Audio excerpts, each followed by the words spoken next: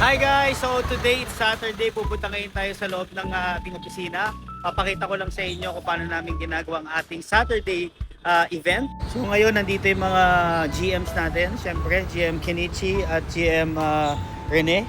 At syempre maraming pang iba. So pag pumasok ka sa opisina, unang-una makikita mo dito yung mga products natin, mga concept natin, food concept. Nandito yung mga partners natin, yan.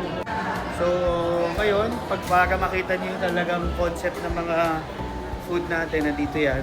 Meron tayo Noodle House, Ucha. Siyempre yung famous Siomai King natin. That's the best product natin dito. So ayan, dito na tayo sa opisina. Ito ang ating office. GM Ran, sakto dating mo. Aking Kuya Ran. Yan natin si GM Ran, siyempre. Mga partners natin. GM Ran, nandito na. So dito yung mga kasama natin. Yan partner natin, si TVT at yung buong team.